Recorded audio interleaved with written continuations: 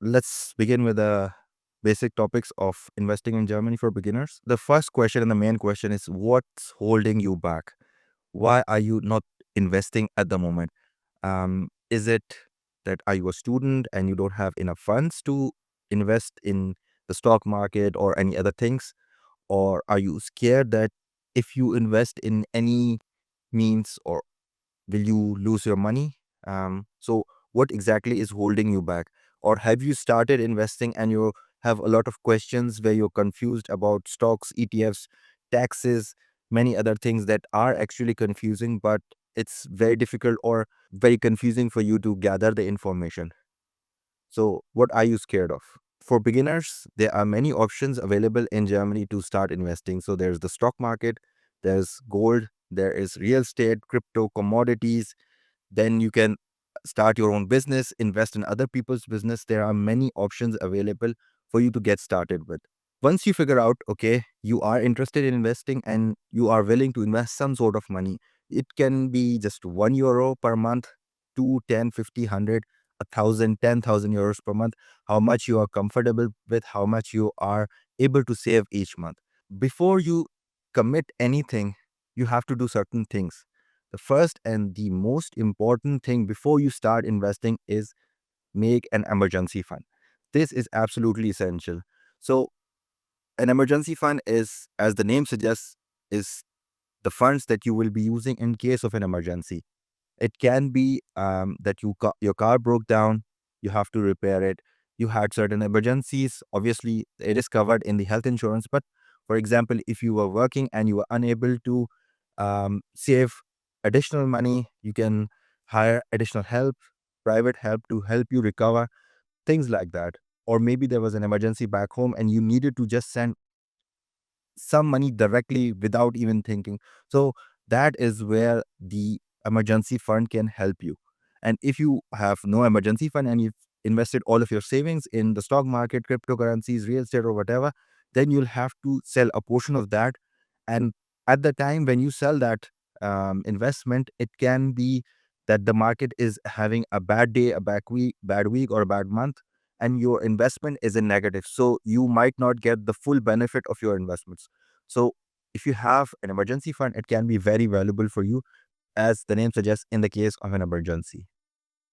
So for uh, many people, the amount in the emergency fund is a question that they usually have.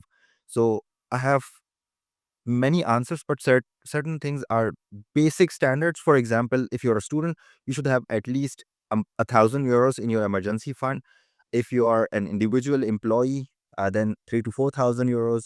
And if you're married with children, at least 8 to 9 thousand euros. So this corresponds to your 3 months expenses. So if you're a student, apart from your let's say your education costs, you can survive at least 2 months with €500. Like, you have to save everything. You have to just eat rice and beans every single day, but you can survive for €1,000 in the first 2 months. An amount that will be considered as a very small emergency fund for you.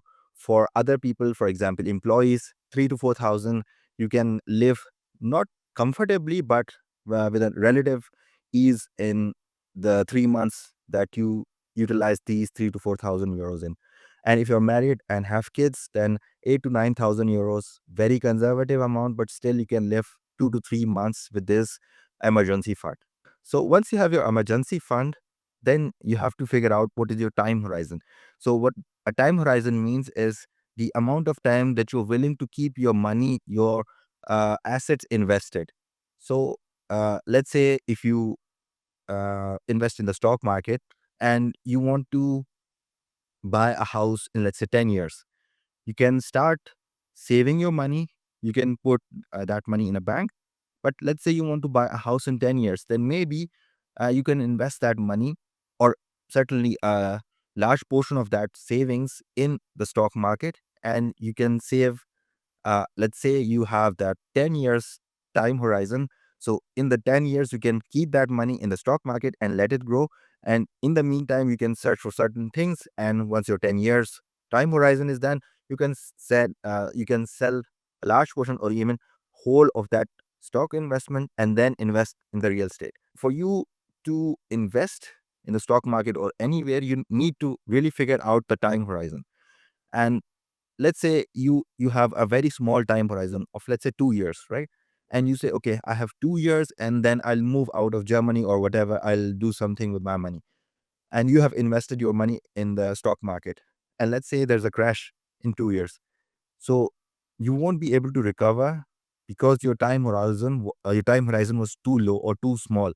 So it's also very important to figure out, okay, how much in the future am I going to invest? How long am I going to invest or keep investing my money in the stock market or wherever?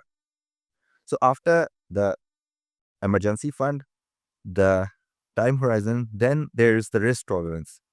There are certain investment classes where the risk tolerance or the risk itself is higher or lower. For example, if you invest in the stock market with ETFs, 10% drop of an ETF value in a month or so is very rare.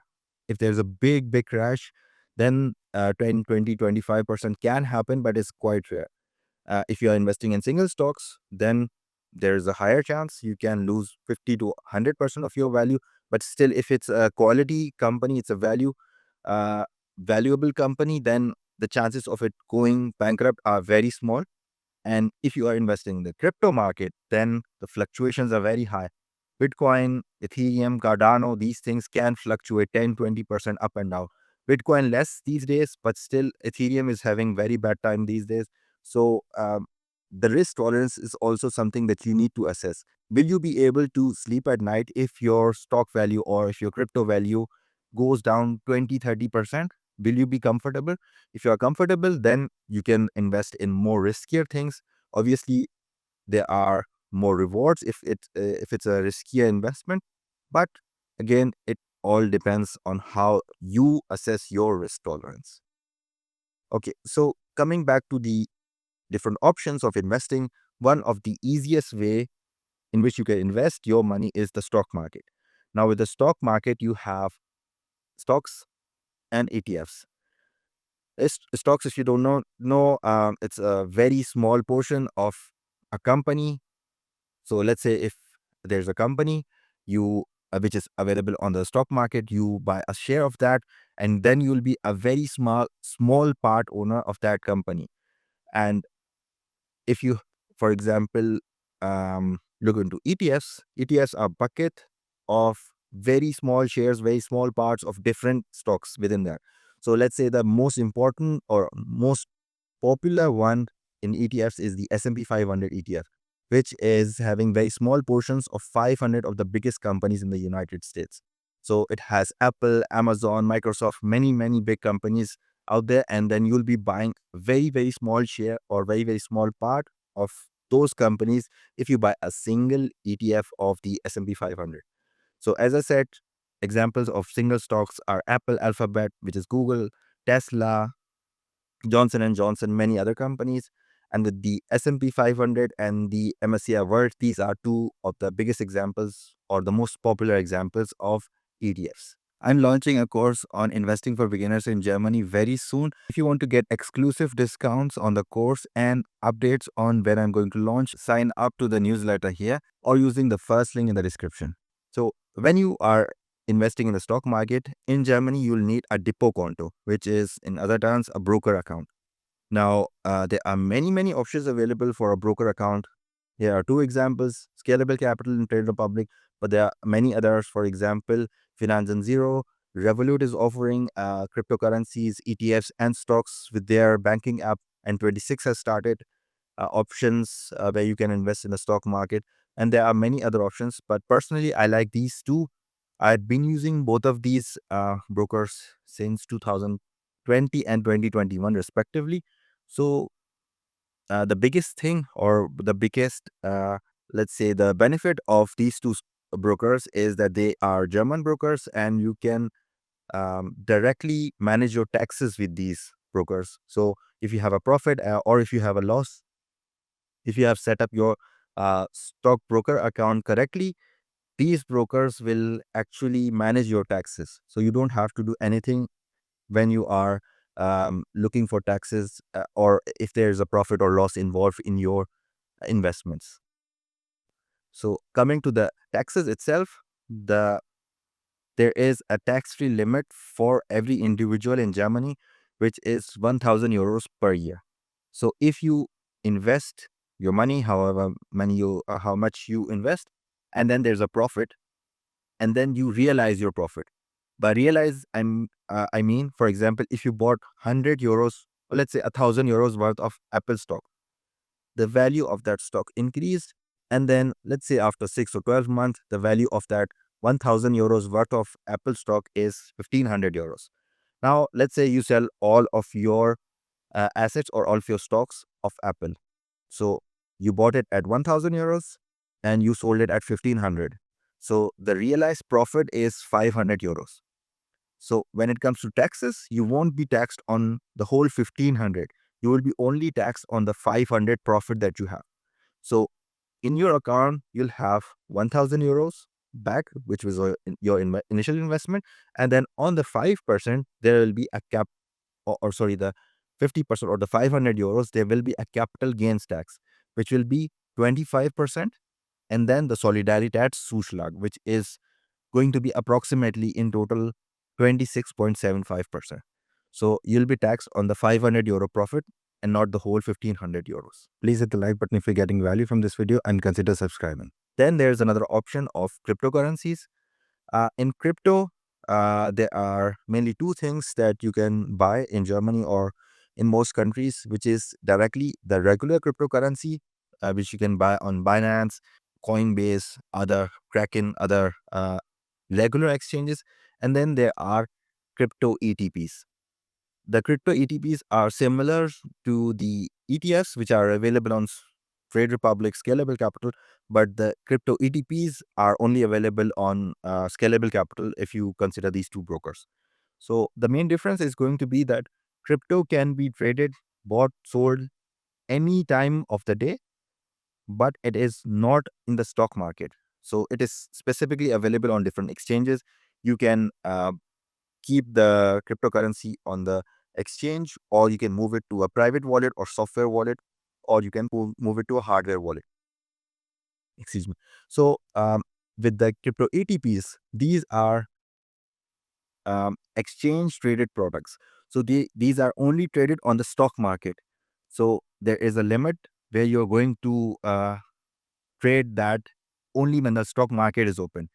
So there is more relative security when it comes to ETPs because those are exchange traded products. And with cryptocurrencies, if the exchange or the broker is allowing you to move those cryptocurrencies, then you can move it to a hardware wallet or software wallet. So there's a big difference in these two things. But if you want to just, it depends. I won't say it's easier to handle ETPs, but it's a preference thing. With ETPs, there will be uh, easier options for beginners, but also for regular cryptocurrencies, it's also easy for most people as long as you know how the computer or sorry regular security functions of different devices work. So, but there is more of a chance of getting hacked or losing your cryptocurrencies if it's regular. But I won't say it's more riskier as compared to ETPs, but it's easier for most people. For cryptocurrencies, the tax law is very interesting. If you hold your cryptocurrency for more than a year, then that cryptocurrency, if you sell it at a profit, then there is going to be no taxes on that. So the crypto is totally free, or there's no tax on the profit if you held it for a year. Now here there are many complications. For example, what does holding it for a year mean? So let me give you certain examples and the taxes which can um, come on those profits or whatever. So let's say you added your euro to a Binance account, and then from your euro you bought a stable coin, let's say USDC, right? So the conversion from euro to USDC is always going to be 1 to 1. So there's going to be no tax involved. But from USDC, let's say for 1,000 USDC, you bought Bitcoin, let's say for the sake of simplicity, for 1000 USDC, you got one Bitcoin, right? So when the value of Bitcoin increase or decrease, it doesn't matter, but you sold that BTC or converted that BTC within a year into again either USDC or any other cryptocurrency, the value change will be taxed on. So let's say at the time of buying, one Bitcoin was 1000 USDC, and then you sold that at 2000 euros worth of USDC, then the 1000 euro will be taxed. Another example would be, let's say you bought the BTC and then you converted it to another, let's say Ethereum, and then you converted into another Solana, Cardano, or whatever. Then within each transfer, the value change from the original value will be considered and it will be a taxable event. So you have to consider these things. Another example would be that you bought BTC for 1000 euros, again for the sake of simplicity, and you bought a burger from a shop which does accept cryptocurrencies. And at the time of buying the burger, the value of one Bitcoin has increased from 1000 to 2000 euros. Even then, the small portion of the conversion into regular money or a product, even that amount will be a taxable amount. So there are many things. For example, airdrops, they are also taxable and non-taxable. So it's a very complicated topic. But a lot of youngsters do ask me questions about cryptocurrency. So I just wanted to touch that topic very superficially. So please do be careful when it comes to taxes, especially in Germany. It's very, very important that you know the rules, you know the regulations, and you follow the tax laws and the code that is provided in Germany. I have a very detailed video. You can just Google SN Finance crypto taxes. You'll find that video. So I've considered many scenarios in that.